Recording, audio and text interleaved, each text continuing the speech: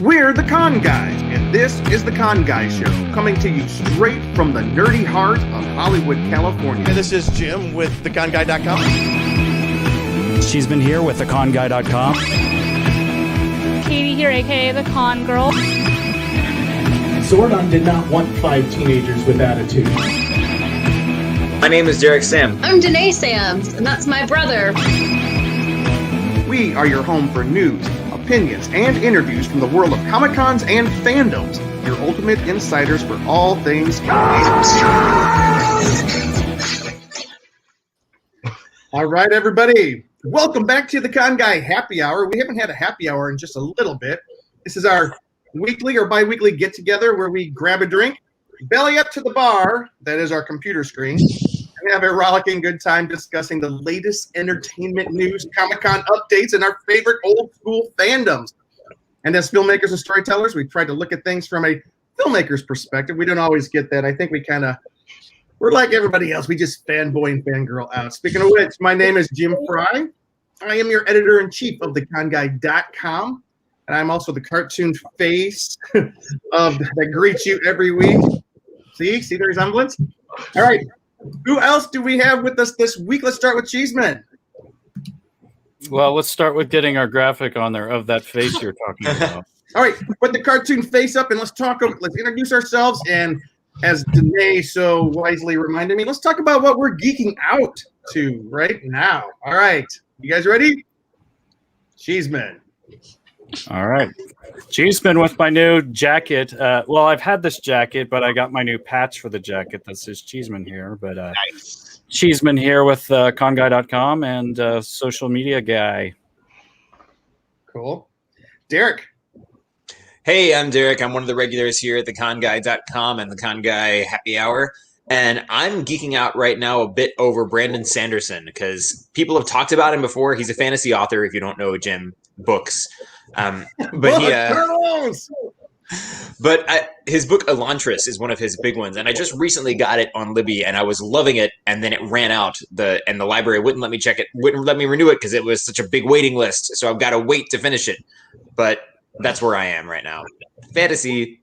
That's super cool. All right, and you are one half of the Samblings, and the Samblings' prettier half is also one half of the Con Girls. So she's the crux of the matter. Danae. Hi. I'm just reading her the Danae on her Instagram. Danae. I'm Danae. I'm the other half of the Samblings and the other half of the Con Girl. And lately I have actually been working a lot. So I haven't had a ton of times to nerd out about things, but I did just start rereading The Chronicles of Narnia for the first time since I was in elementary school, and that has been a ton of fun. That's awesome. Revisiting these old stories. It's great. All right, let's dish it off to the other Con Girl. Hey, it's me, Katie, aka Katie Christine, the other half of the Con Girls. And lately, I have been just trying to figure out how to watch all these shows while also catching my roommate up on shows that she hasn't seen. Recently, the thing that she hasn't watched and is late to the bandwagon on is Game of Thrones. So I'm rewatching it with her. We just watched Red Wedding. So if you guys follow the Con Girls on Instagram, I can maybe try to reshare the post of her reaction to that episode, as we all have a very distinct reaction to that episode. As far as that's concerned, I also have been really excited because My Hero Academia season 5 just started. So every Saturday I've been watching that with subtitles, not dubbed, with my roommate, and just really excited because they finally kind of introduced what the majority of what the main story will be for the first half of the season. So because they kind of break it up into multiple parts. So really excited about that.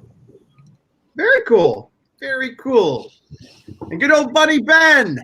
Hey everyone, it's me, old buddy Ben.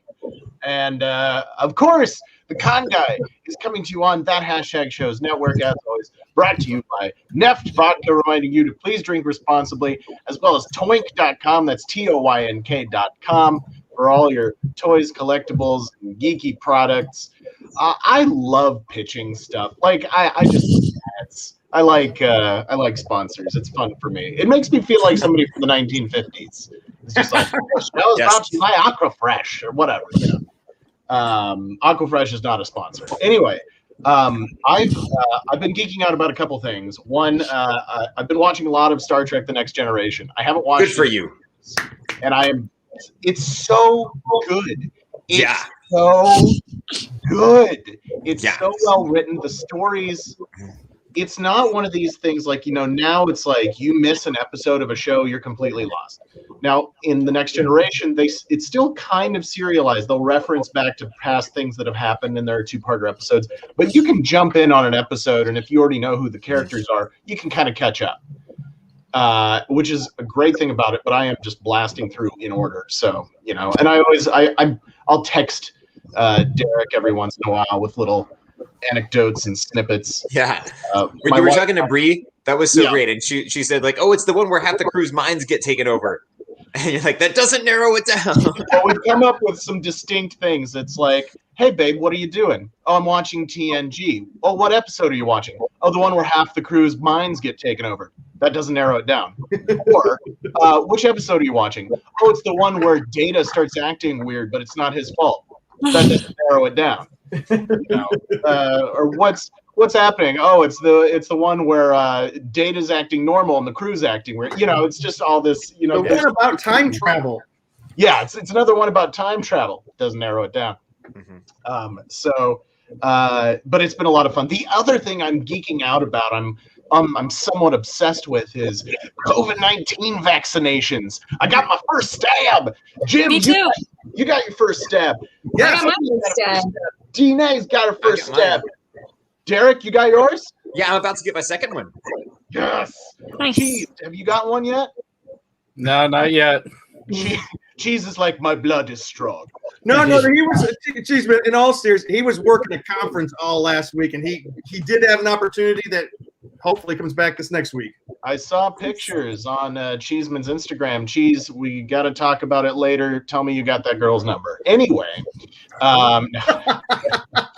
what everybody get? I got Moderna. I've got my first shot of Moderna. The second one's in a couple weeks. What everybody else get? Jim, what'd you get? I got Moderna and I got sick, but in the best possible way. I did not have COVID. I know that. I was down, and I was assured, because I had my information FAQs, and if I get sick, it just means it's working. That's all it means. It's working. The immune system is responding. Janae, what'd you get?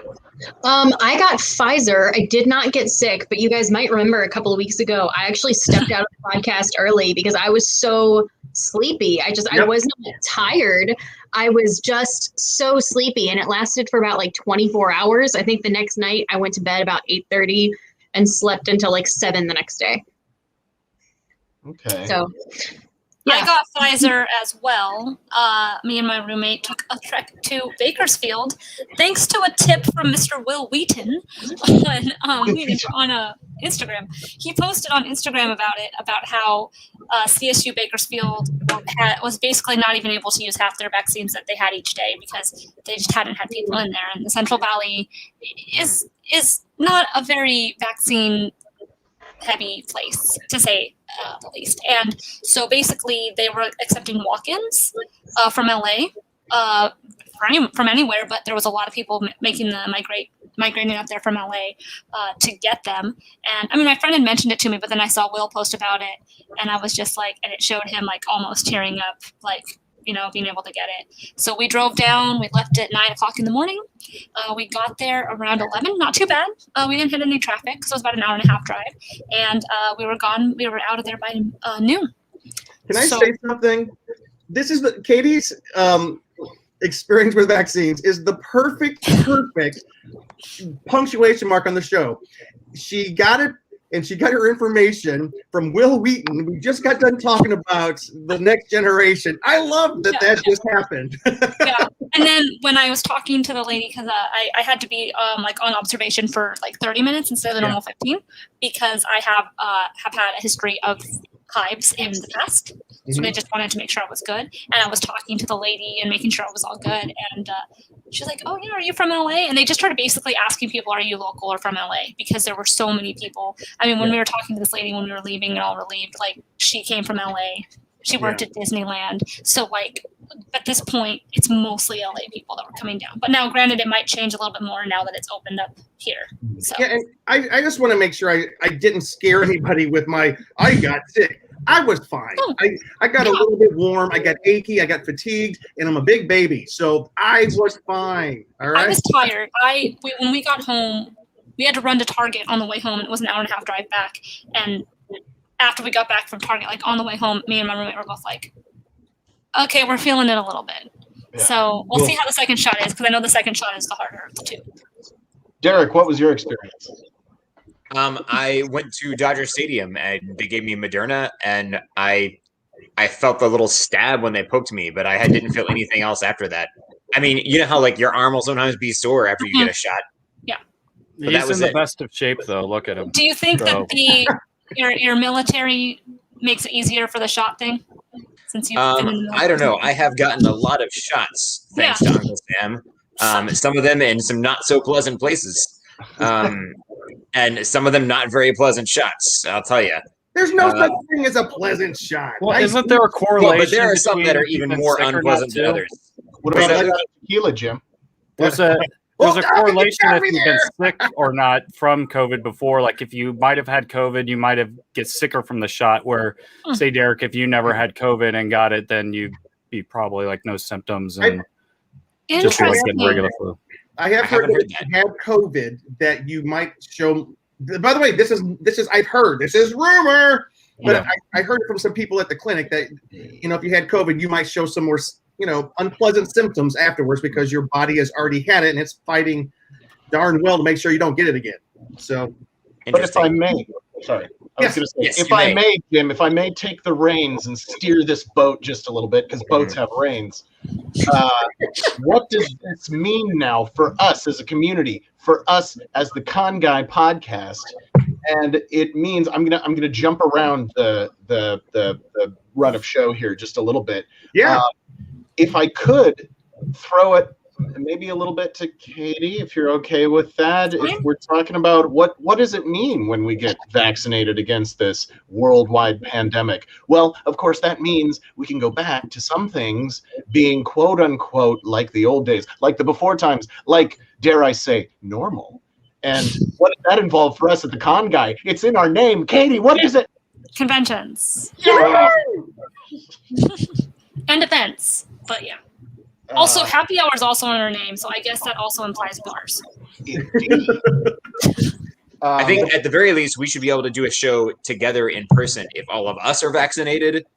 That was going to be my question. When can we do a show in the same place? I mean, Luke isn't vaccinated, so he'll be on a couch in a totally different location. I'll just be 6 feet away on a couch. Yeah. The rest of us will be around the table. That was a great pitch, Ben. That was a great pitch. Katie, tell us about some convention news, if you got any. LA Comic-Con is still slated to happen. It is now got moved to December, which I believe we've already told you guys about. But it's going to be December 3rd through 5th. They officially announced some more guests, I think, on their Instagram. Zach Riley is still slated to be there, I know. And then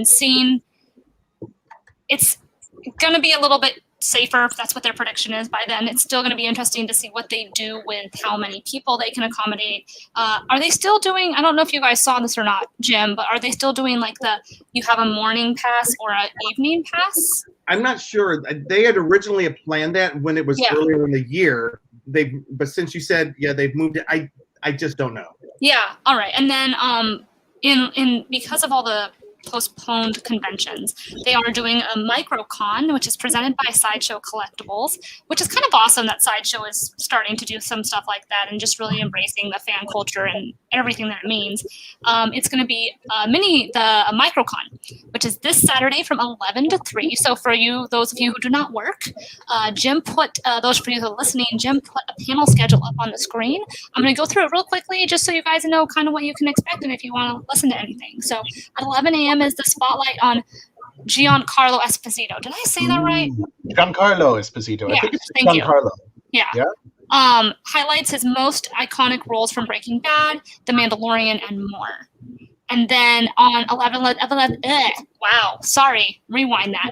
11:30, is the Sideshow Booth Tour. This seems like it'll be pretty cool for any of you guys who are collectors or are familiar with Sideshow collectibles. They have some pretty awesome stuff.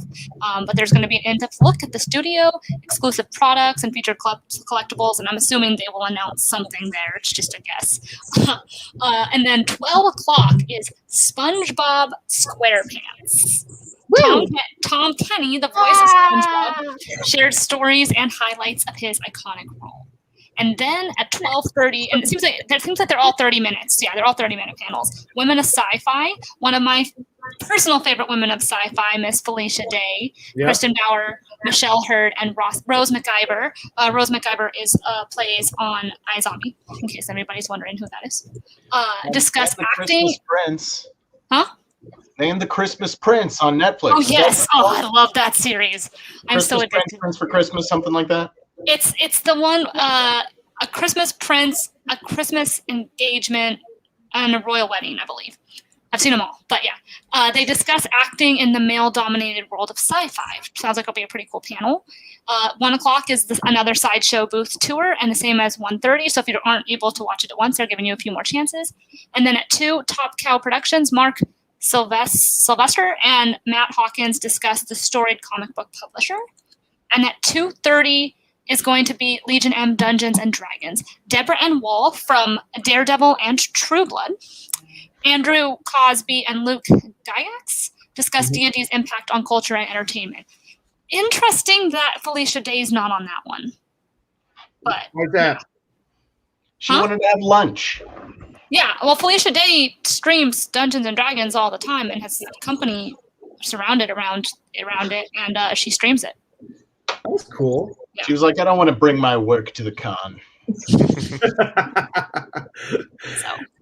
So there's some variety there. So there's a little bit of something for everybody. I mean, there's animation, there's collectibles, there's kick-ass women, there's gaming. I mean, that for how short of a thing, I'm pretty impressed by that lineup of events. Yeah. So What's cool is like the voice of SpongeBob Cheeseman. Remember when we went out to the Palm Springs Comic-Con and we saw him? And what was it? He did something cool after. What was it he did? He did a live concert because he had a band, and he was like in some like random parking lot or mall or some sort of outdoor venue thing, and was like had a kind of like was it like a swing band or something kind of like that? Like I don't remember. Like that's kind of like swinger type dancing kind of music kind of thing. It was actually pretty good though. Country. No, I'm just kidding. Country? Hey, don't make fun of country with Katie on the podcast. No! I'm used to people making fun of country. It's okay. Hey, one of my favorite singers, Jimmy Buffett, he's officially considered country.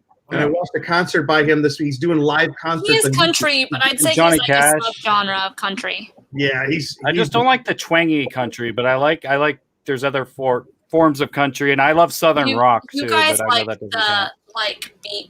the beachy type of country, Yeah. as I call it. It's like the more Florida-based type of country. And by the way, Katie, you made an announcement that Legion M is doing a panel. Christy West. Hey, I'm a Legion M founding investor. Very cool. Nice. Ben, are you as well? I am, yes, indeed. Yeah. It's very cool. A friend of ours, Natalie, she worked for a company where they partnered with Legion M to release, what was that David Tennant movie they released where he was a bad guy? Oh, it was we'll remember it. Bad Samaritan. Bad Samaritan. Yeah, that was good and creepy. Yeah, Legion M does some good stuff. By the way, as an addendum to Katie, to your convention update, Brad, who is over on the East Coast right now, he said there was a small Comic-Con in Charlotte, North Carolina over the weekend. Oh, okay. We don't know how many people, but that was a great pose there, Cheeseman. Well, that's the Brad pose. Put Brad up again. All right, let's put Brad up again. Let's all do the Brad pose for Brad. I worked out. My arms don't like that. Okay. Yeah. Brad got the Moderna. Nice. All right. Also, for those of you, I mean, I don't want to give it. Obviously, you guys know we're coming to you from Hollywood, but I was driving down the road the other day and saw a sign that said "a shot for a shot" at a pub, and I was like, I like the way y'all think. There you go. You just need like 4 or 5 in a row.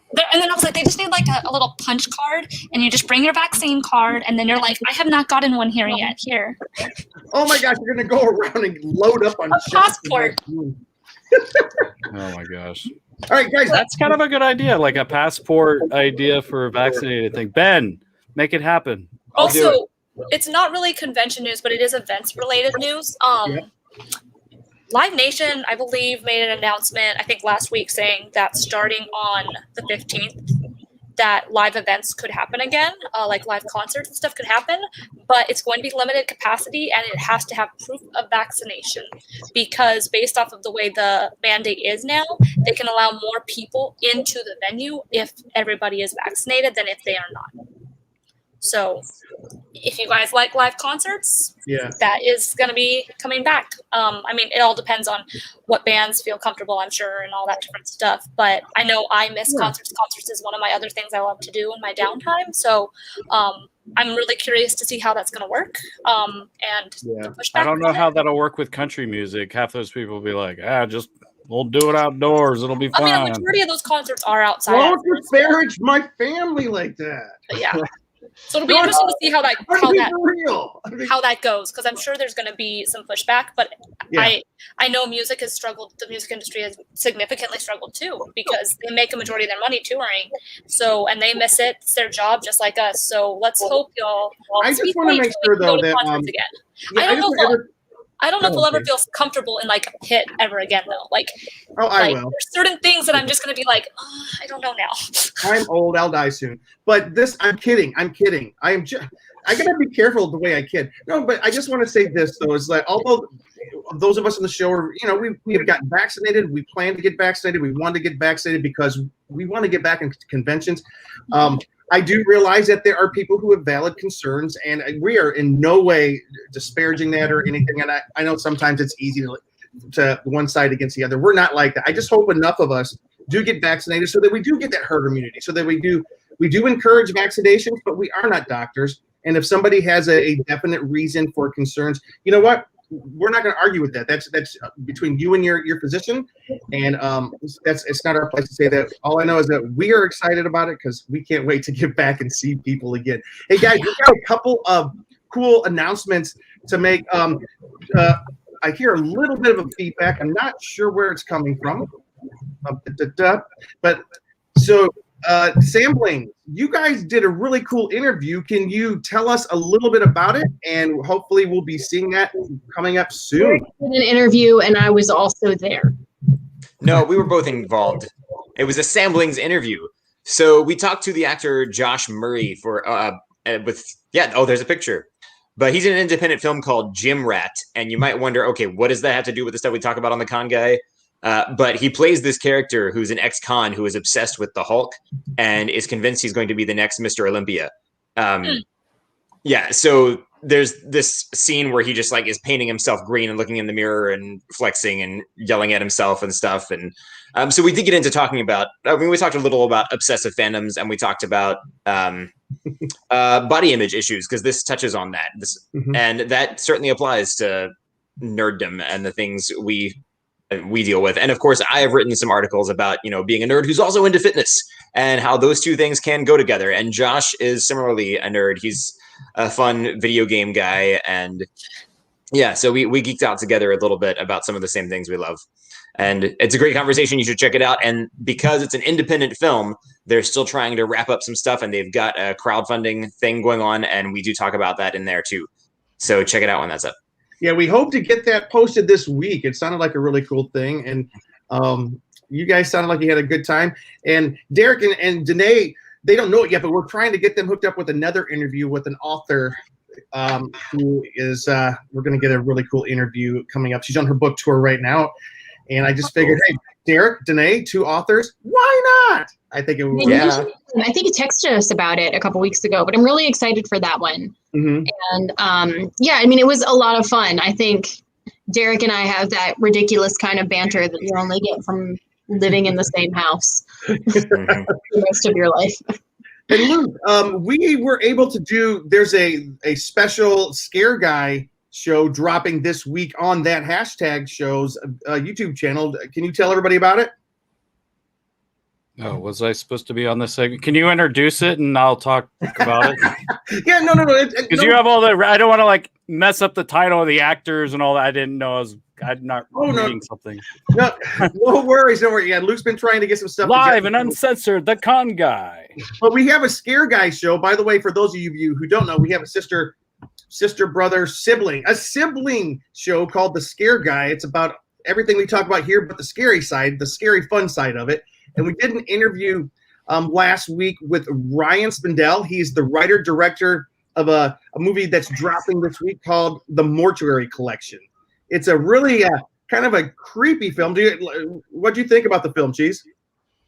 I think it was like an amazing concept, and I really enjoyed talking to him, like as a director. Like when we had that, like I'm like, this guy, like I hope they like make more. It kind of had that little bit of that creep show, Tales from the Crypt kind of a feel where there's like multiple stories within a thing, and I'm like, this would be an amazing TV series, or if you continue the film. So, and we did, our interview with Greg Nicotero, the creep show thing, but this kind of definitely had kind of a similar tone where it's just these stories that feels almost like over the top kind of horror, which we love, kind of like fun horror, not like you're like, although there was a couple of those like crazy We don't like kind of slasher. moments that were just like, is this really happening? But it was a really fun interview. I really enjoyed talking to that guy, and it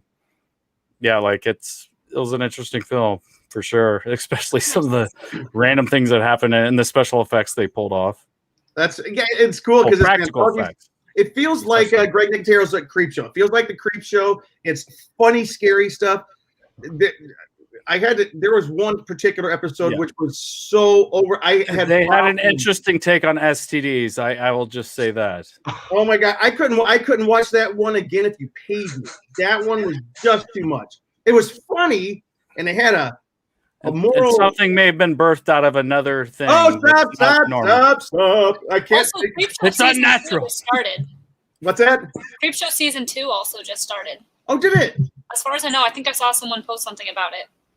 And by the way, our friend Mick Manhattan, before we go on, he has said he is watching but working on the Snobby Award nominees in each category. It's a podcast awards show, so I can't comment too much. However, inside information, the Con Guy is nominated for 4 categories.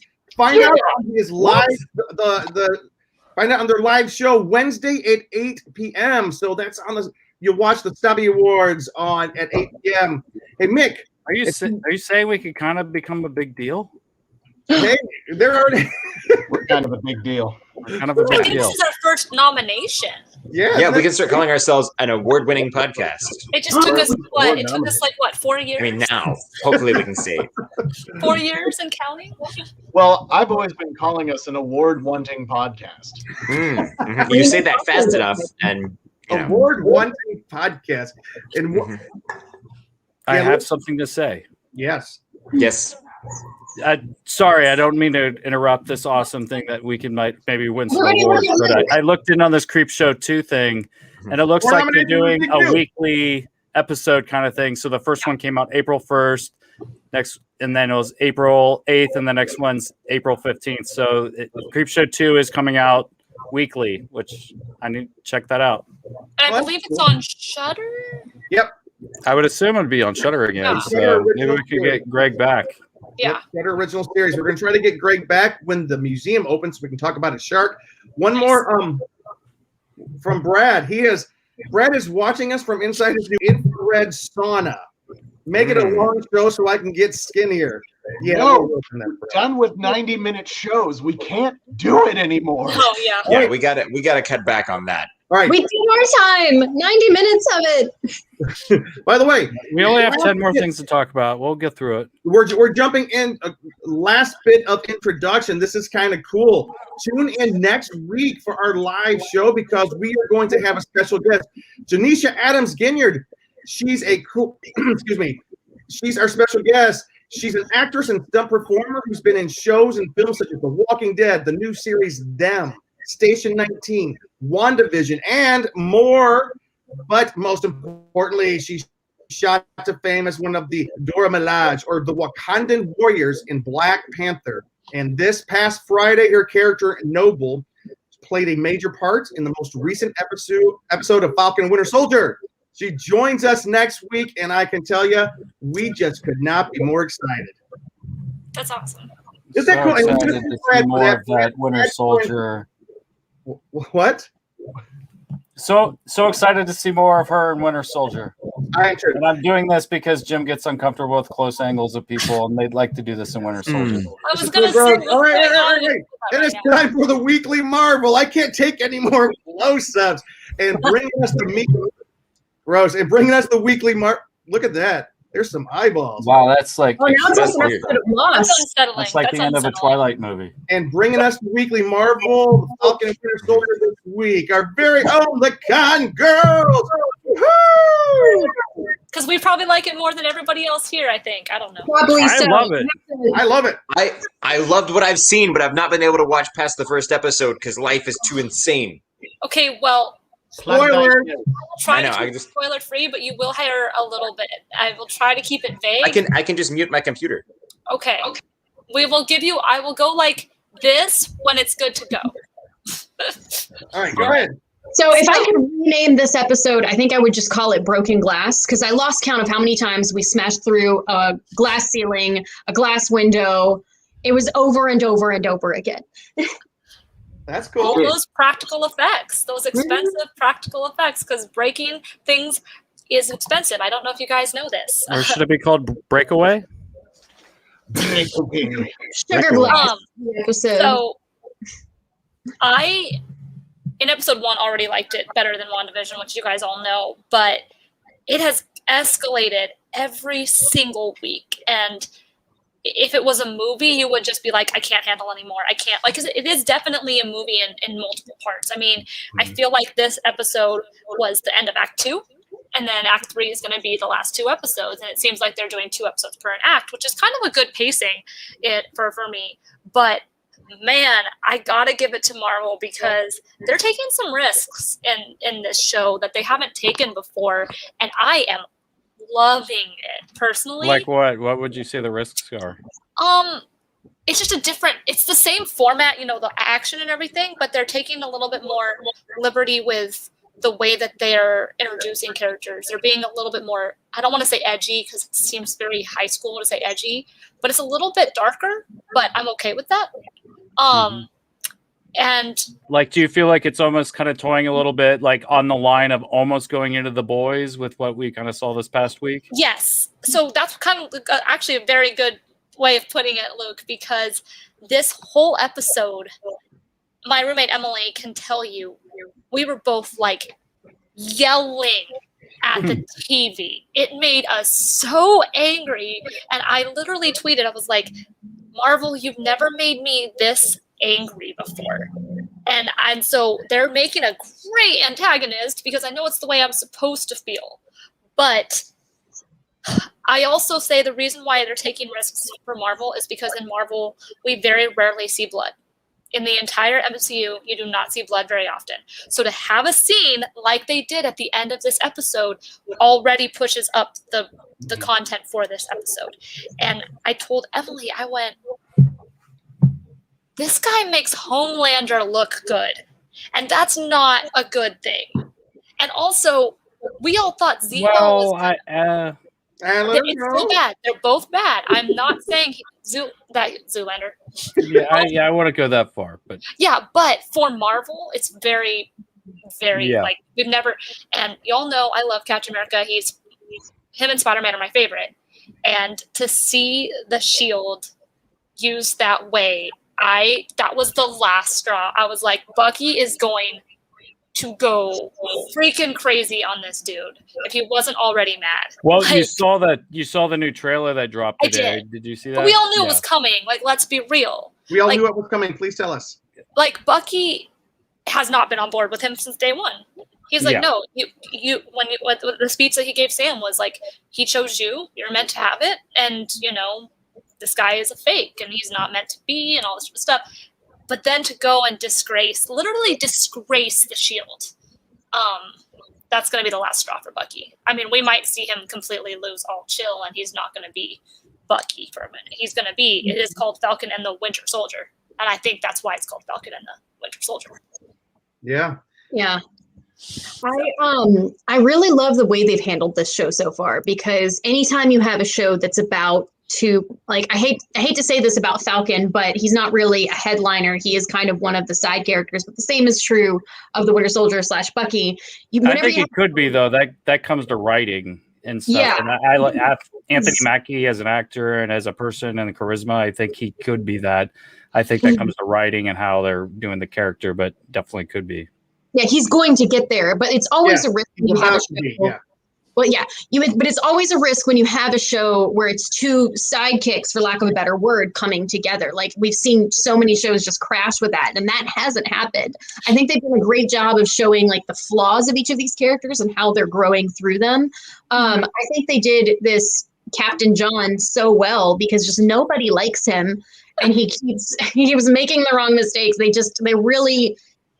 To me, it was such a good example of like when the government tries to copy something from the olden days, if that makes sense, of like, oh, this was so good back in the day and we're going to do it again. And they're like, no, we don't want that. That does not. I didn't hate him I still don't hate him, but they did a good job of kind of creating a little bit of the both sides and stuff. Cause I mean, he is a veteran. He is like won the Congressional Medal of Honor multiple times, and kind of adding like, because every good villain kind of has their reasoning and their purpose kind of behind them, and they've done a good job of kind of building that at times, of him kind of having his reasoning, although they went bigger on this particular episode to kind of cross the line where now it's kind of like, because at first I'm kind of like, you know what, I could kind of like this guy, but then after this episode he crossed the line. We'll discuss that in just a minute. Let's let Danae finish what she was saying here, and then we'll kind of jump in there.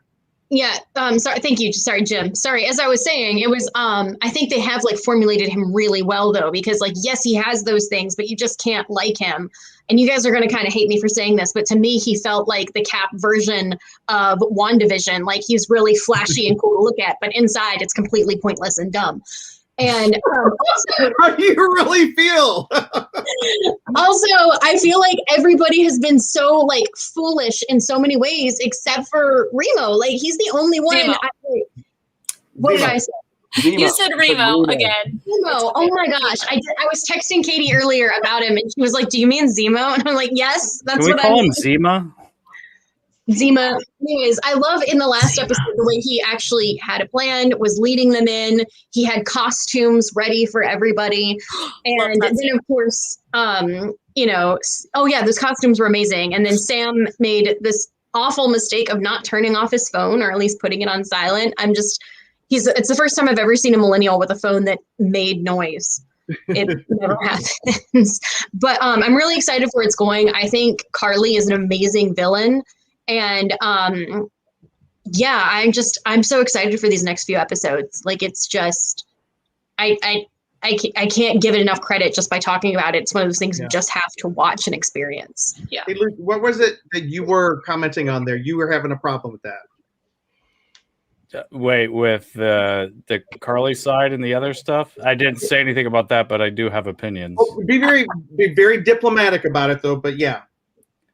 I would say with them, until I saw the direction it took at the end with the new Cap, like, I was kind of like losing interest in the villain type stuff, because I'm like, they're going to Kylo Ren with it of like, let's take our masks off and be crying emo kids, and we're the kids of Silver Lake and all that, and like, just like, this is a little too much, like, because I love good strong villains, but then when they kind of turned it with, okay, well,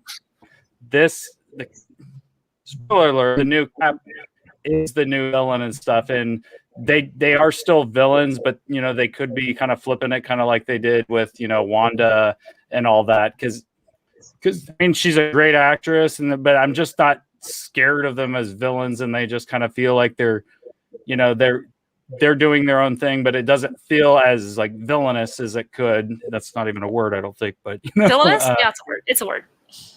But the way they went with the Cap thing, which I know is going to be a big cosplay this year. I mean, you were going to see that bloody shield all around the Comic-Cons and all that, but that kind of made it like, oh, this is making sense, and they're going full Ego with him. So are we going to find out Ego had another kid and it's him?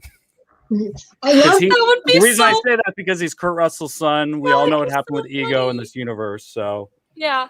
It's kind of the same thing, but I like that he's playing leading man very good though. Like him as an actor, like because I saw him a certain way, like more the bro kind of guy, but the way his charisma is, the way he does his dialogue, I'm seeing him stepping into the more that leading man kind of role, like his dad.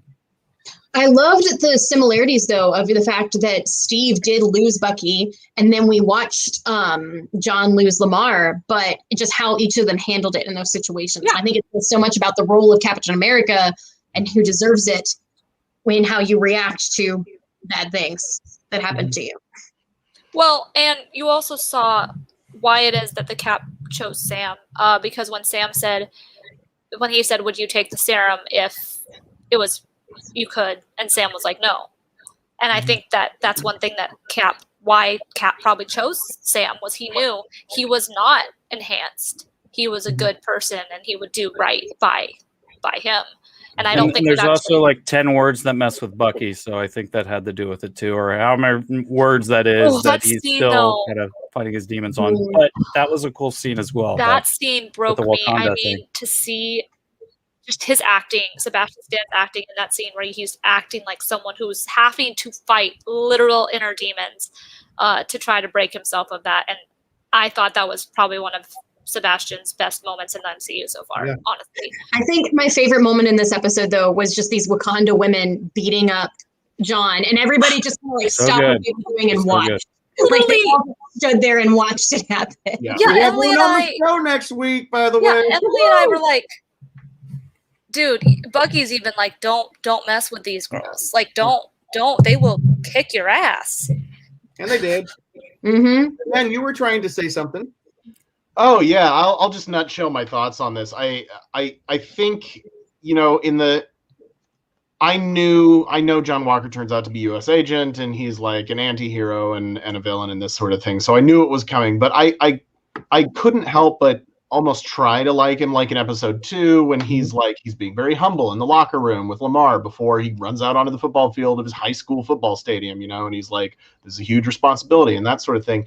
But it's really interesting to see how the great thing about the Marvel Cinematic Universe is they built this entire world that takes place in all these movies, and so they can add just little things about the world and the society of the planet and universe and as well, that this is all taking place in. And now we're watching this world deal with everybody coming back after 5 years, the refugee and political ramifications of that, with the flag smashers being like, we had homes and then all of a sudden we were displaced, and that is a parallel for real world things. And then, you know, and so they're fighting back against that. And then we're looking at what is a world post Steve Rogers. And we need Captain America. We need that symbol. But, you know, they found the best guy they could and made him that. And he wasn't good enough, you know. And this episode really showed us, you know, you slowly saw John Walker, you know, Captain America 2, whatever, becoming, you know, a little bit more like aggressive and like mad and I gotta fix this type of thing. And then, you know, this episode, he just became unhinged. And obviously he had a tipping point in the episode. But then that final scene where he's, you know, where, spoiler alert, he's beating a guy to death with Captain America's shield, and he's in the middle of a crowd of people and they've all got their phones out and they're videotaping him. And now we have this symbol of America beating a man to death with Captain America's shield. Like, what does that do to his image? And what does that do to the image of America in the Marvel Cinematic Universe? And, you know, there's all these layers to it. And that's when I was just like really uncomfortable with John this whole episode. And then at that end, I was like, oh yeah, like I love that as an end, because I'm like, now I have a definition of where this guy's mind is at. Yeah. And because I still wanted to be like, oh, John's good. He's a little off, but he's good. He's not good. Yeah. They're like, take that, Amazon. Homelander only dreams in his mind of those kind of scenes, but they actually went the full way and actually did it and actually happened. And while we were watching, just let me jump in just real quick, was I do have to admit that I thought that Marvel has done a great job, and they kind of like turned it on its ear a little bit, but like the villains that they were developing for the last 3 episodes, the Flag Smashers, and what was the woman's name, the lead? Carly. Yeah. I love that actress. I loved her in Solo. She's a great actress, but I do have to say the way Marvel's presented her here, even though she has murdered and she's okay with it, she was so sympathetic. Like, I felt for her so much that I no longer I had a hard time viewing her as a villain. And Luke was saying the same thing. We weren't seeing her as a villain, and I think it's good writing that does that. But I think that's part of it, yeah. Yeah, but then Luke's like, I'm not afraid. Like, there's not really the tension here of like a bad guy. These are, And I said, wait a second. And I did not know the comic books, but I was like, they're making Captain America the bad guy. And right when we realized that was happening, it was on. It was like, he is the bad guy. He is. They were distracting us, and that's great. I mean, we haven't even mentioned Zemo. We all thought Zemo was going to be the big bad of the series, and he's the comic relief. It's so weird. It's like, why are you making me like him? I shouldn't like him. He was in the club and he was like dancing. Black I was Panther's just dad. like, I think I want that to be my new costumes to the dinner party. Yeah. I think I want that to be my new cosplay, like the jacket with the fleece. With the fur? Mask. Yeah, with the fur. Yeah, I love the costuming in the show, by the way. I'm in love with it. But also, I do have one question for you guys. I know we have to move on, but I have one question for you guys. Do you guys think that Sharon is the person that they're calling? I forgot what they're calling it, but the person who's like in charge of the power broker? Yeah. Do you guys think it's Sharon? Because we haven't. I thought we saw the power broker. We didn't. No. We did not see her. Yes, she is. You just blew my mind. That's exactly what's going to happen. They talked to someone else, I think, on behalf of the power broker, if I'm correct. So. Because nobody gives her a second look when she walks in the middle of all the seemingly bad guys. So the question is, do you guys think she's the power broker? Possibly. It's possible. Yeah. Anything's possible. Because she's up to something. No, Sharon. I don't want that to happen. But this is a very different Sharon than we've ever seen in the MCU. And so she's up to something. We just don't know what yet. Yeah. Describing what we were talking about, Carly, Tanya Norman Bates her character so that you sympathize with her. Yeah, that's a good comparison. Norman Bates, especially in the Bates Motel series that they had. You just really felt for him.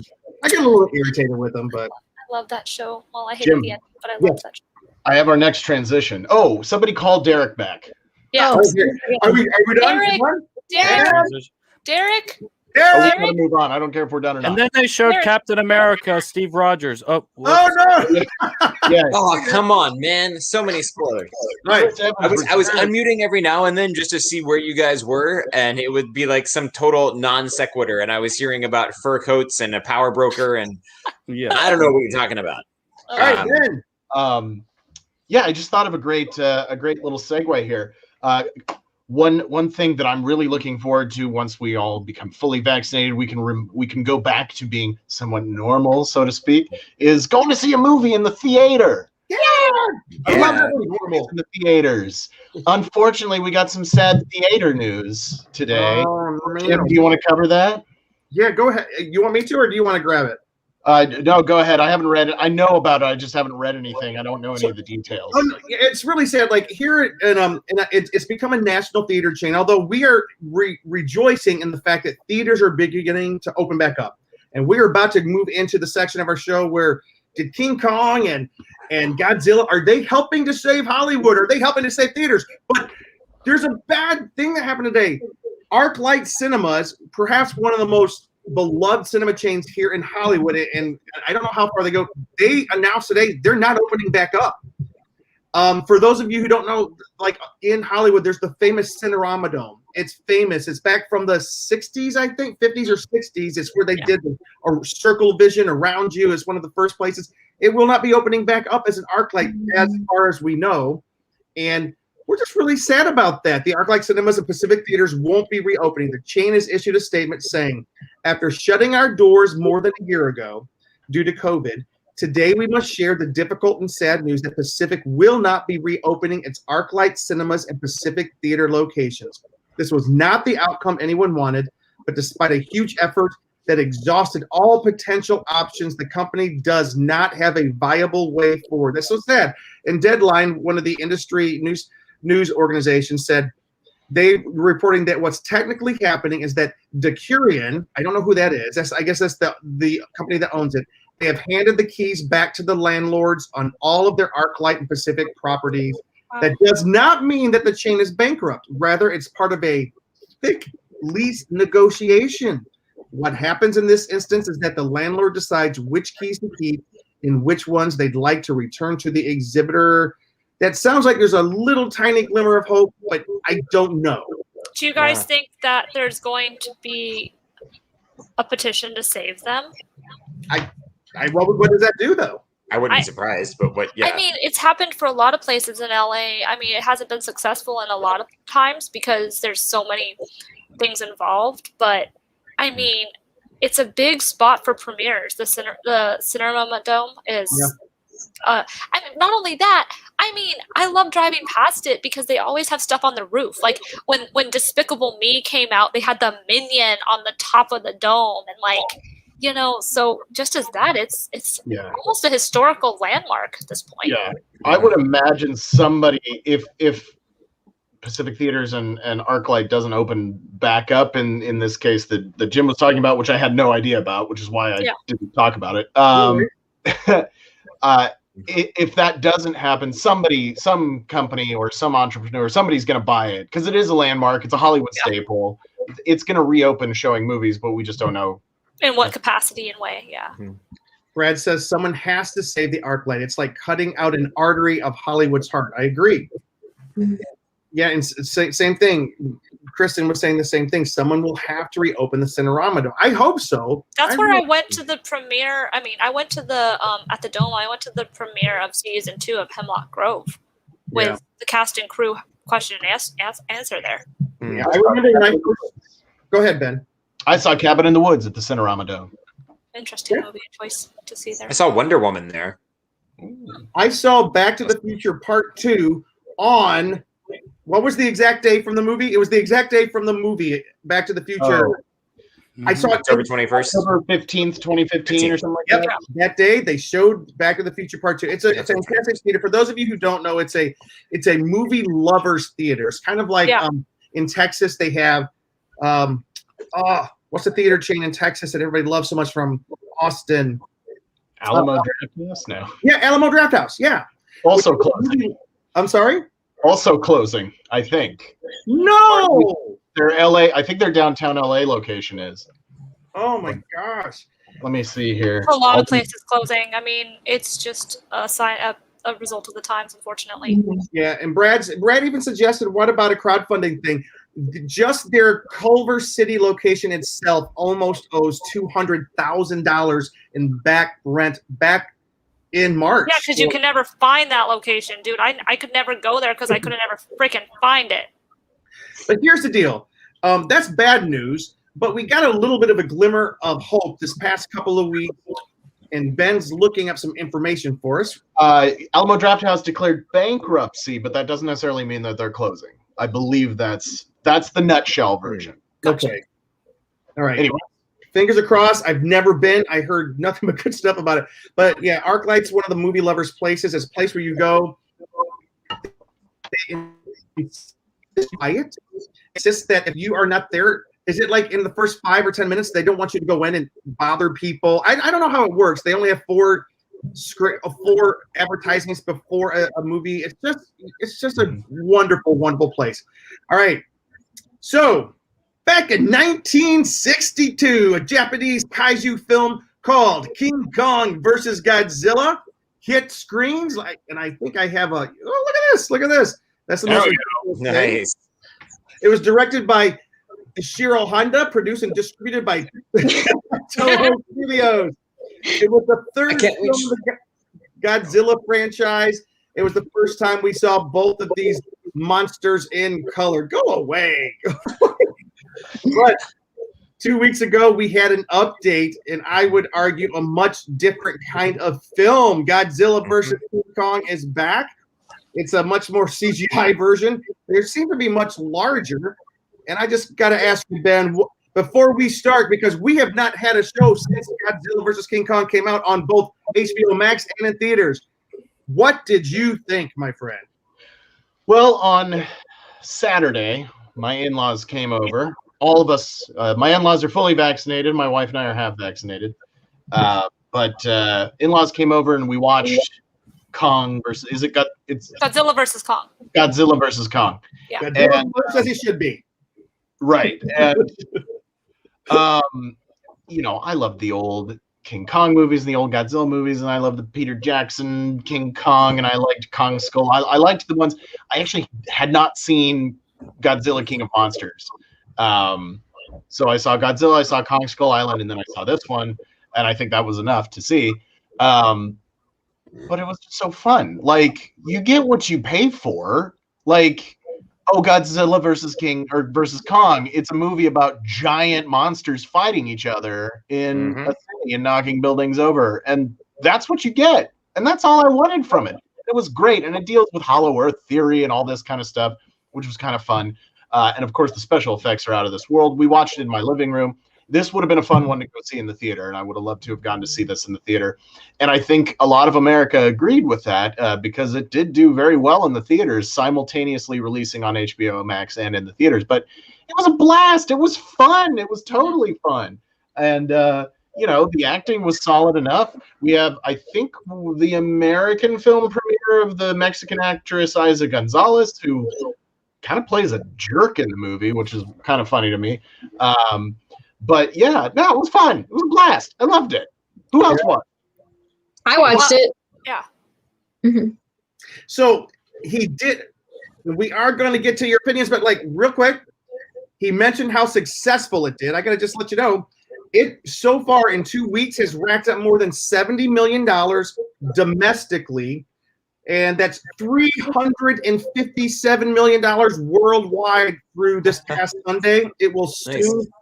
It's soon going to pass up Tenet globally and overseas. Not going to be happy about that. All right. This is a great sign, fingers crossed, of theatrical movies coming back as the pandemic slows. Good for Warner Brothers. And what was the decision that Warner Brothers made this year that was so controversial? Referring to movies. They're gonna release all their movies in the theater and on HBO Max, and they're not gonna charge more for those movies like Disney Plus does. Which is interesting. Yeah, so it's an interesting move because I feel like it's gonna be interesting to see what happens with Disney Plus with the whole premium thing going forward.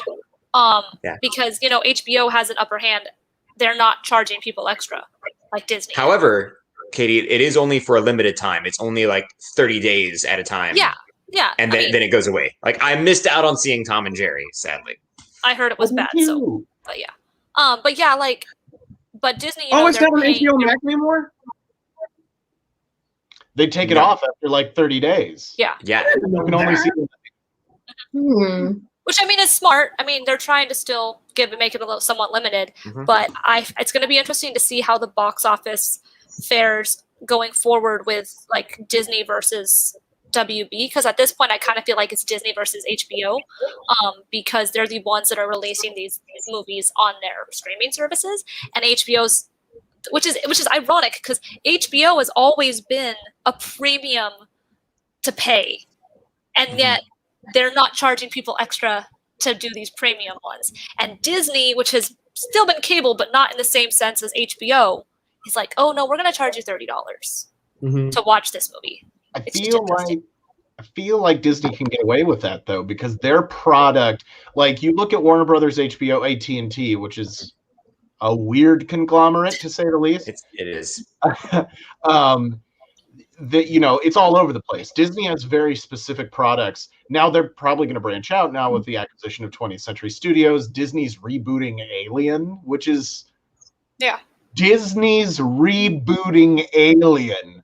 Let me just let that sink in for a second. But the Disney products that they're going to be releasing on Disney Plus, like Raya and the Last Dragon or Mulan and that sort of thing, These are very specific things that everybody will poop money out of their butts to watch because and that's what they want, and Disney knows that, and they can do that, and the same thing is going to happen when they open their parks, people are they're gonna be like, oh, no more passes for the time being. They're gonna come up with something, but you pay a full price, everyone, Southern Californians pay a full price to get into the park, and everybody's just gonna be like, yes, please take my money. I miss this place, and it's my happy place too. It's like I've got a love-hate thing with Disney. It's like I love Disney, but there's things like the corporate kind of stuff I hate, but it's like I do it anyway because I love it. Although I do think it's worth mentioning the fact that 48.5 million in the first 5 days is considered good now, because pre-pandemic that would not have been necessarily a good weekend. Not for a blockbuster film. So that's like why a fourth of what they'd get, but they're doing a fourth of the capacity though. Yeah, so I'm saying that is great after a year of the movie theaters being closed and this being the first major release. It's just very interesting that they're like, it made 48 million. Because if it had happened, this same situation had happened a year ago, they'd be like, well, that bombed. Yeah. So, well, they think that it's $357 million worldwide. Yeah. And what's so weird is they're projecting, it's going to then break even. And I'm sitting there thinking, that's break even? That just blew. Well, with budget and marketing so much as well. Yeah, it was $160 million budget. Yeah. So, boy, that's a big marketing budget. Yeah. I mean, they had animatronic creatures the size of skyscrapers. So, that's expensive. And also, you have to remember Godzilla started, where Godzilla started. So, in Asia, people are going to be going to see this movie in theaters like crazy. If they like it. If they don't like it, they will not see it. But here's where Godzilla started. Godzilla is an icon, a horror icon in Japan. So. Yeah. Well, and added to that, Katie, the fact that these are just, big monster movies. It's something very simple, like Ben said. You want to go and see these giant monsters fight each other. And that's a very simple concept that transcends a lot of cultures and languages. It doesn't you don't have to rely on lots of comedy is very reliant on culture and on language. And so many things, there are things that are really specific to cultures, like these historical dramas or things. There's just, there are lots and lots of things that just don't play as well overseas as a movie about giant monsters clubbing each other. Yeah. And Can I give my less than a minute just what I thought of the movie? I'll be very quick. But I want to see a Godzilla movie where you care about the characters. Like, it felt more like these music video shots of beautiful shots of people crying, but I didn't really care why they're crying.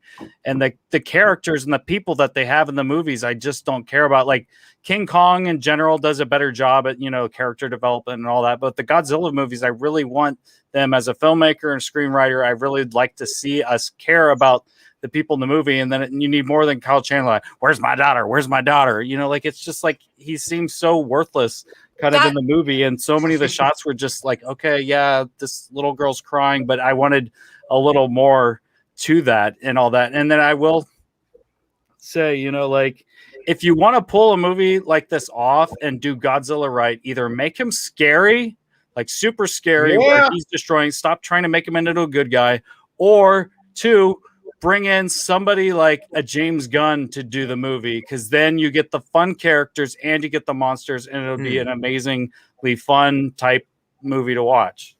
I have a question, Luke. The end. Did you care about the characters in the 1998 Godzilla with Matthew Broderick? Because at the time, I think I cared about the characters. I did. But it was a terrible movie. The movie's not over yet. The movie's not over yet. That was my one critique, stuff just happening when I thought the movie was over. And before you guys respond to Luke, I'm going to jump on his side and say, first of all, this is my brand new Godzilla shirt back when Godzilla was scary. That's actually a tattoo. It's not a shirt. He tattooed that on his body. Yeah. And then look, here's my Godzilla. Here's my other God. This is Shin Godzilla. If you guys have never seen the Japanese, I can't get it over here. I think Toho did the Japanese version a couple years ago of Shin Godzilla. It's where Godzilla is scary and he's destroying things. By the way, here's my King Kong. I haven't taken him out of the plastic, although I have taken him out of the box. Oh man, how you doing? But you're one twisty away from it. The one thing I do have to agree with Luke, and we were talking, and we saw the movie with Katie and Emily. It was all safe, guys, and there was hardly anybody in the theater. But I did not. I loved the fighting in this movie. It was great. It was awesome. I was awestruck. I'm glad I saw it on the big screen and watched it again when I got home on HBO Max. But, and it's a big but. Godzilla has a big butt. Yes, King Kong is bigger. And Too we big watched butt. him scratch his butt in the first 3 minutes of the film. King Kong was a pet. He was somebody's pet in this film. Godzilla was just the bad dog that wanted to fight with your pet. It wasn't scary. There was nothing like, I don't know. I just was so upset with the fact that usually when you start a film, you work up to the anticipation of the reveal of the giant monsters. The first scene in the film is King Kong reclining, swatting flies with some weird song, whatever the song was, and he gets up and scratches his butt. I think he probably even farts. And then some little girl points her finger up in the air, and they touch fingers, and they're all in love. And they're not in love. He loves her because he saved her. That was part of the story. Don't get me wrong. I did not hate this movie. I enjoyed it. I watched it twice. I love the action. The scene where Godzilla finds King Kong on the battleship, and they start fighting. It was so epic. That was so good. It was so good. It was silly. And Ben, you talked about it a little bit, the Hollow Earth stuff. I'm like, whatever. Just let him fight some more. I don't need all these. Yeah, but Make a Godzilla better than Cloverfield. I understand your thoughts on that, Jim, but from a standpoint of they do actually need there to be some sort of plot, that's why the Hollow Earth stuff is in there. Because them just fighting, Hollywood can't make a movie of just them fighting. Like, it's never going to happen. Sure they can. No, Did they you never watch any of the Transformers movies? They all have a plot. They all have a plot for that reason, because I can't just have a movie where Transformers fight, in their opinion. So, but I love the Danae goes next. I like the Hollow Earth plotline, because it was, first of all, beautiful, and I didn't have a problem with it. The only plot line I had a problem with was Millie Bobby Brown's entire plot arc. You could have taken it out, would not have hurt the movie, and you would have had a better reveal for Mechagodzilla. If you hadn't said, here's Mechagodzilla, I would have rather just seen Mechagodzilla show up in China without us knowing what was going on until they get to Hollow Earth and she takes the technology, and then all of a sudden you're like, oh, that's what it was for. That would have been more of a powerful impact. So I could have gone without the whole plot line with Millie Bobby Brown and the kid and her dad. It was not necessary. Katie making a political statement by calling Hong Kong China. Did I say what? I don't know. I thought it took place in China, didn't it? That's a whole bag of words. He's making a joke. He's making a joke. I don't remember where. Today. I just remember it wasn't in Japan, so I was like. So I get what you guys are saying. Sorry, I know we don't want to do a 90-minute show, but we're getting really close to it. I'll be less than a minute. I get what you guys are saying. Because we are writers, we're going to be critical. And like you said, the James Gunn thing, we could have really had some fun characters if we handled it that way. But like Ben said, I'm not expecting that from a big Godzilla King Kong movie. Like when I watched it at home, and my thought over and over again was just, I wish I could have seen this in the theater. It made me miss going to the theater even more, because I love to do that. I mean, we all love to do that, but it was just a movie that was made to be watched on the big screen. And I think that's part of the reason it's doing so well, is because that's what it's for. It's big monsters fighting, and we want to see it in as big as we can. But I will say I wasn't crazy about the Millie Bobby Brown storyline, especially the whole tap water scene when they're like, no, we don't drink tap water because we're smart. And I'm like, you morons are drinking fountain sodas that are made with tap water. That's where it comes from. I was like, really? I was like, you are like, yeah, I mean, we didn't need that moment to know that they were stupid. They were doing stupid stuff the whole time. But it's just like, come on, you guys. Anyways, that was my last 1 minute. I had a great time. I would watch it again if I could go see it in the theater. And I do have to just throw this, and I agree with you. And yeah, I agree that we do need we don't need all the human stuff. So we don't I'm not complaining like, oh, the human stuff was like not what I wanted it to be. I thought there was way too much complicated human storyline. Like, and even if you enjoyed the Hollow Earth story, when I want I want to eventually see a Godzilla movie or a King Kong movie where it's, hey people, there's a giant animal, there's a giant monster, run for your lives. Ah! That's it. That's all I want to see. I want to see Jurassic Park Part 3. Yeah, and I was saying like they could have Jurassic Park 3 had a terrible human. That was a terrible reference. Yeah, but they just ran and screamed and nothing. No, guys, I am kind of like making fun a little bit. Like I do want the human characters to be a little bit better developed. I just thought, Godzilla's my favorite monster, my absolute favorite monster. That's why maybe my expectations were too high.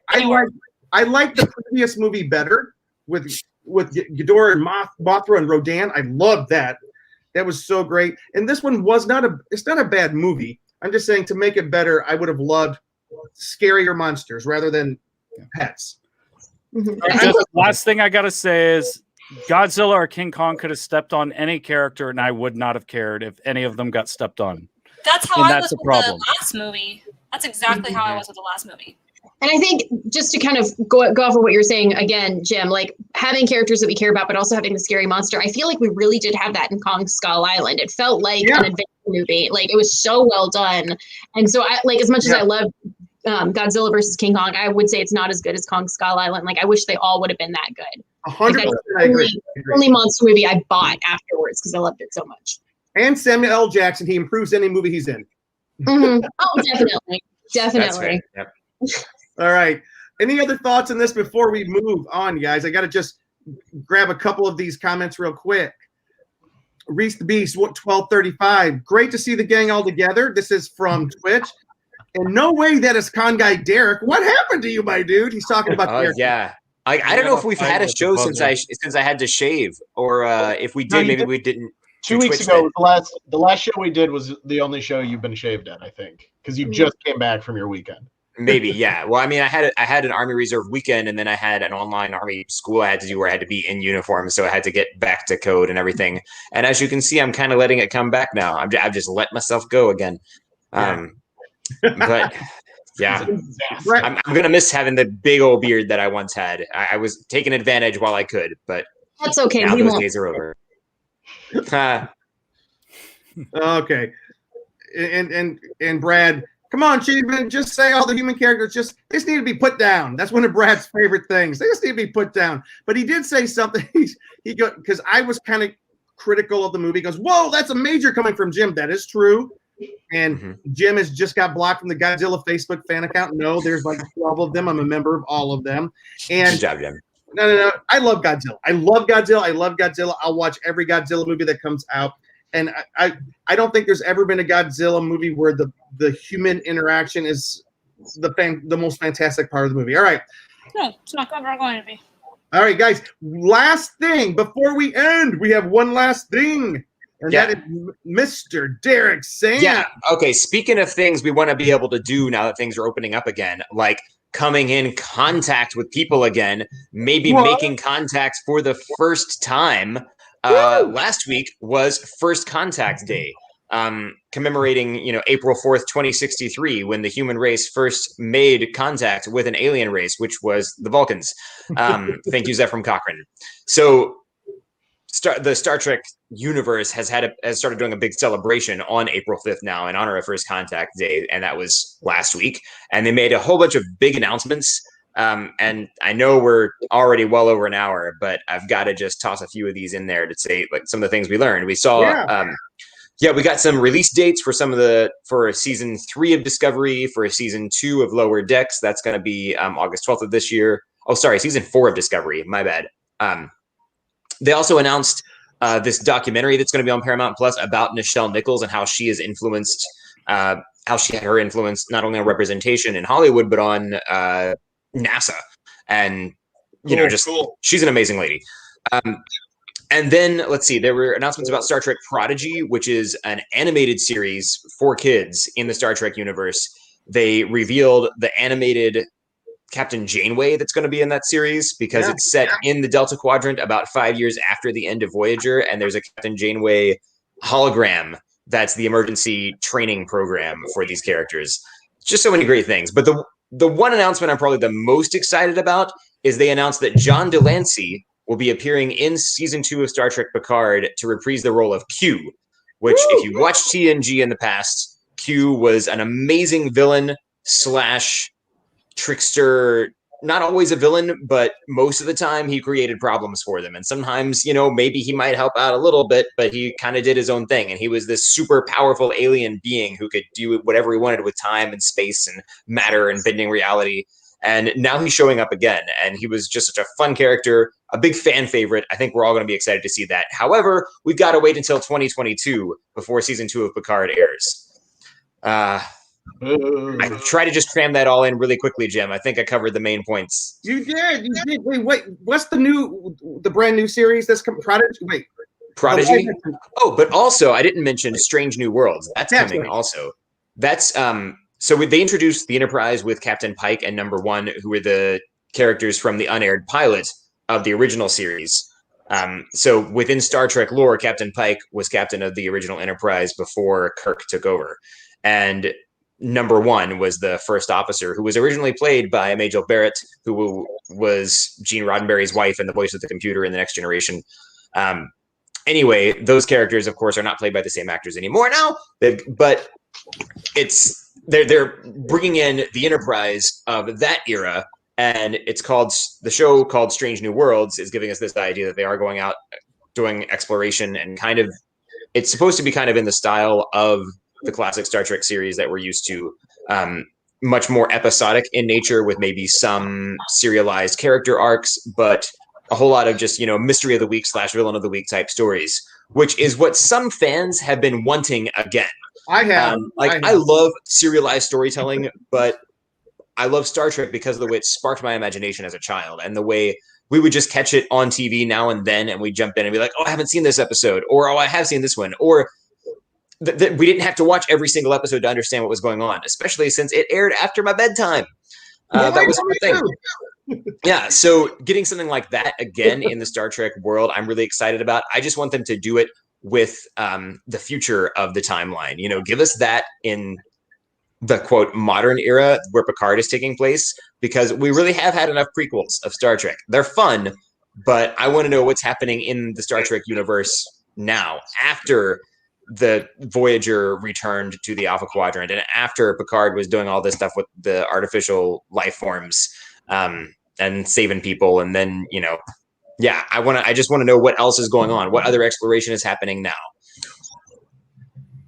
Thank you, Derek. Anyway, looking forward to that. Thank you. Ben, did you have anything to say? No, that's all awesome. Let's move on to the collectibles and end the show. Yes. We are going to end the show because I don't think we're just going to make an announcement. The Hasbro Pulse happened, which is a fan event, which happened this week. They released all kinds of collectibles. Cheeseman, do you have a video that we might be able to watch? Yeah, let's see if this works. We've done this before. We've done this before. We'll end with this. Derek, thanks for that. That was cool. I can't wait to watch The Strange New World. That one's, I'm really here we go. Full screen. This will blow your mind. Get ready, because the Autobots are about to reveal themselves. Take it away. We're watching Kevin Smith and Jason Hughes. Hey, Optimus Prime. We're watching. Can we turn it up? Yeah, is there anything to do with the volume? Okay, that thing's real moving. Quiet. Right? So you say transform, and he gets up. Crazy. So they've made Transformers that actually transform on their own. Yeah. Voice activated Transformers. That's awesome. Yeah. Like when we were kids, when I was a kid, it didn't exist.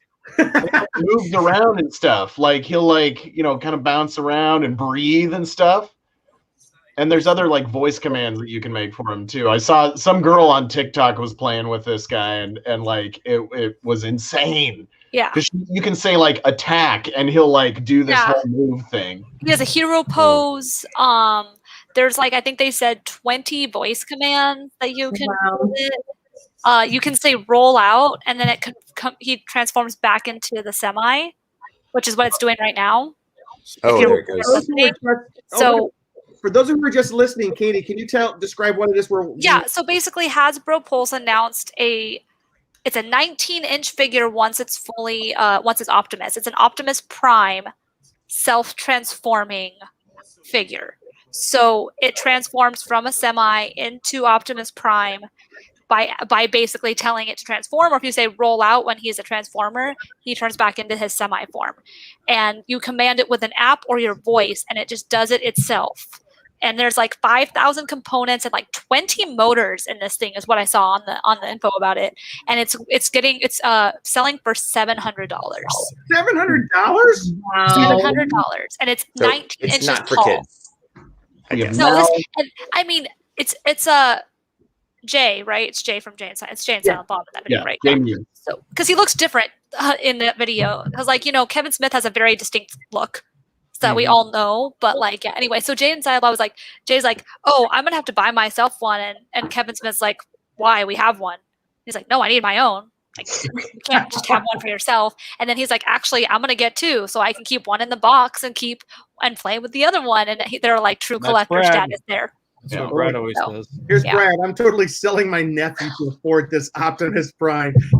It's pretty awesome. You can sell kids. We have now invented toys that play with themselves. Play. Yep. So.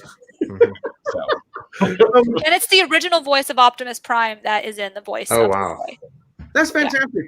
For those of you who have not had a chance to check out the Hasbro Plus stuff, we'll try to feature some of that on our website this week. And there's a chance that we will do a special video all about some of the best stuff coming out. We're going to try to get with the Jacobus system to see if he can help us out with that. But what was funny was right before the show, Katie and Ben were talking. And what was it you said, Katie, about we've now got what?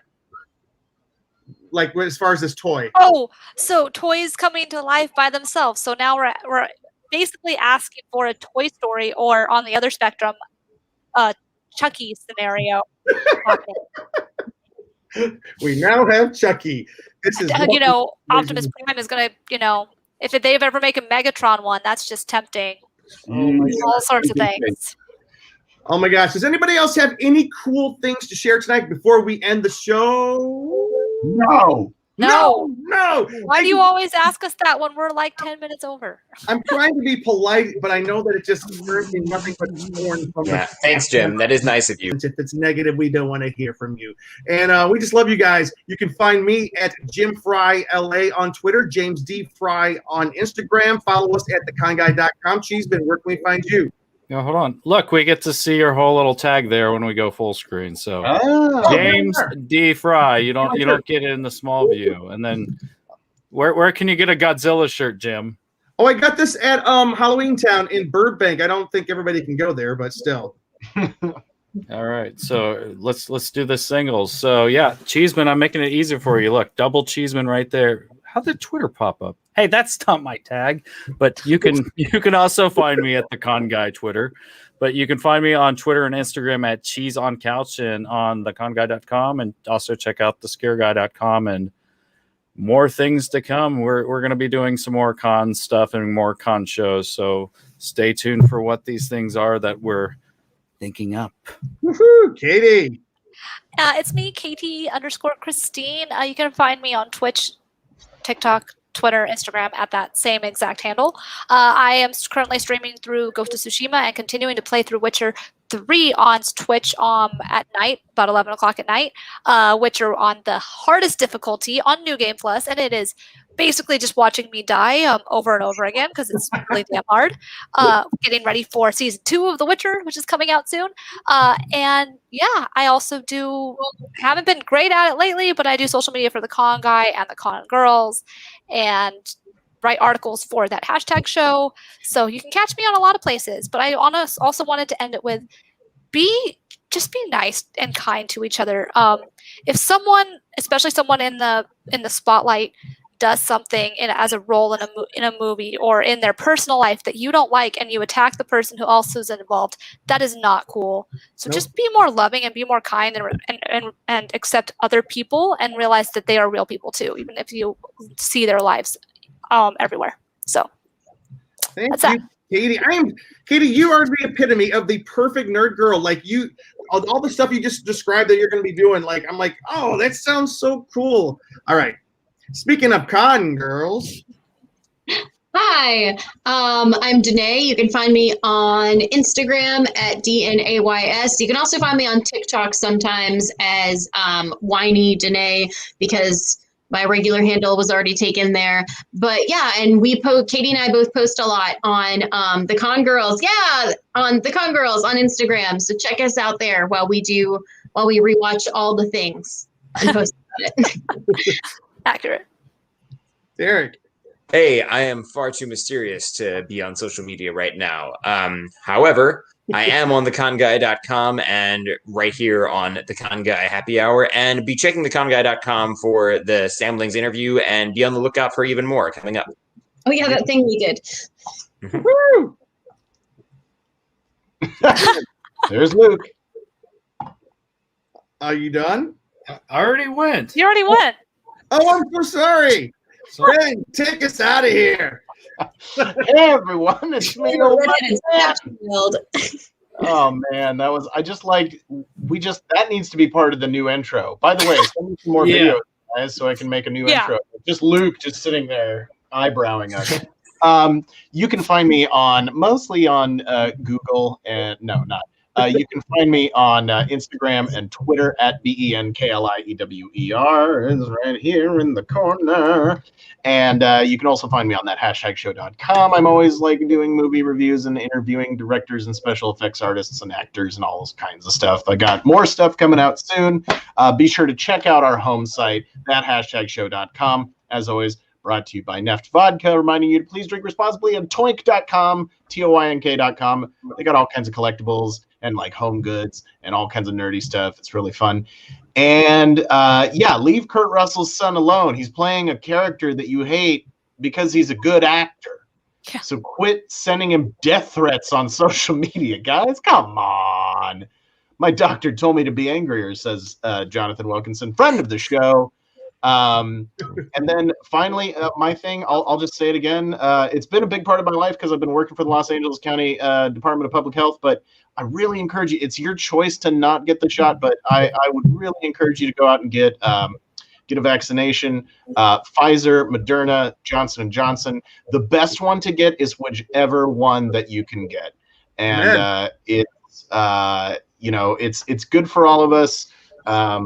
Some people don't believe that. That's their choice. I don't think that is correct, but I highly encourage you to go do it so we can all go back to cons and movie theaters, and we can all go drink together.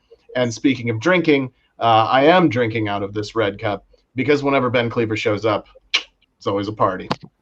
Woo-hoo! Thanks for listening to The Con Guy Show, the official program of theconguy.com.